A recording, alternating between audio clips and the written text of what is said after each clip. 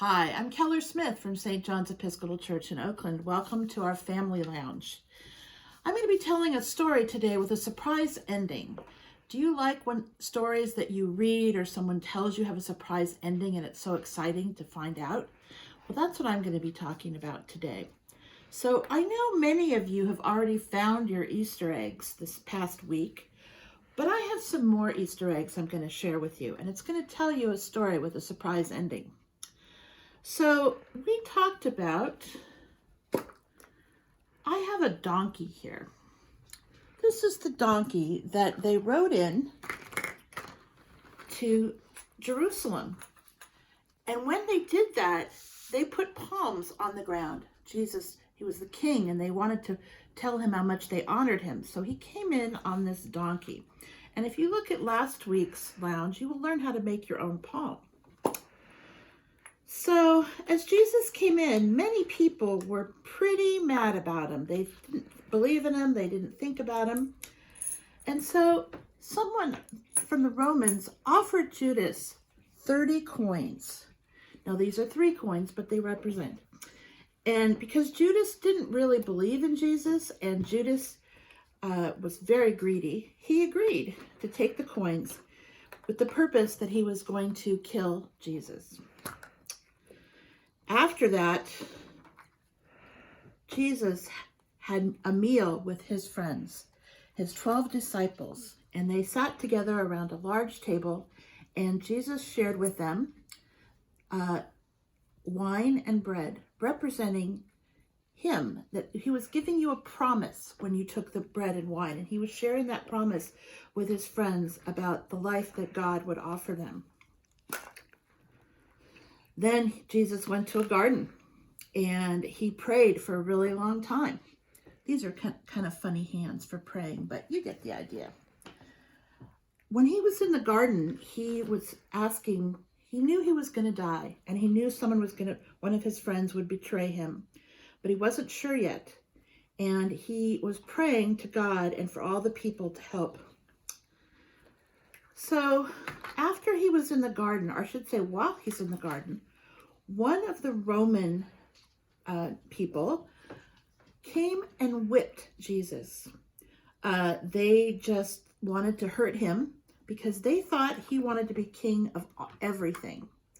They thought it was silly that he was a king because only their Roman king, who wore a very royal crown. They were told, wait a minute. They were told that a rooster would crow a few times. And for Thomas, one of the disciples, it made him really nervous because he realized something bad was going to happen and he was going to deny what was going on. And he was so upset that Peter broke down and cried. Now, as I said to you, all the Roman king wore a crown like you would see in a movie, but Jesus wore a crown of thorns. Those were given to him by the people who wanted to kill him. They were making fun of him because he thought he was a king, and no one really was a king with a crown of thorns.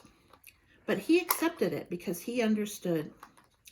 When they were getting ready to punish him after they whipped him, they decided when they would nail him to the cross. And at this time, it was himself, Jesus, and 2 other robbers. So there were all 3 people that were being put to death. And so Jesus is now on the cross. He's been whipped. He has his crown of thorns. And the Roman soldiers went to the other robbers and broke their legs to make sure they were dead. But when they got to Jesus, he was already dead. But being that they were not kind, one of them pierced the side of the body of Jesus, and blood and water came out, and they realized then he was dead. So this is the spear. After the word got out that he was dead, people were very upset. The people, his followers, the other people were thrilled. But a man named Joseph went and asked permission if he could take down Jesus' body and wrap it in linen cloth, so that he could prepare the body for burial. And what they would do is wrap the bodies almost like you would see like a mummy, and wrap them to keep them clean. So they put Jesus in a big cave with a big rock in front of it. And you will find that the rock that they hid him in was a lot bigger than this rock. Let's face it. It's probably like a big, big boulder. And when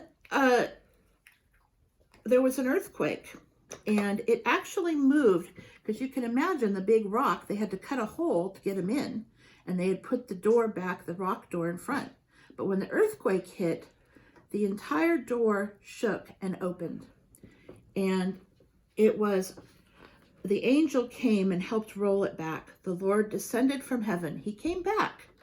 That's pretty much a surprise, you have to admit.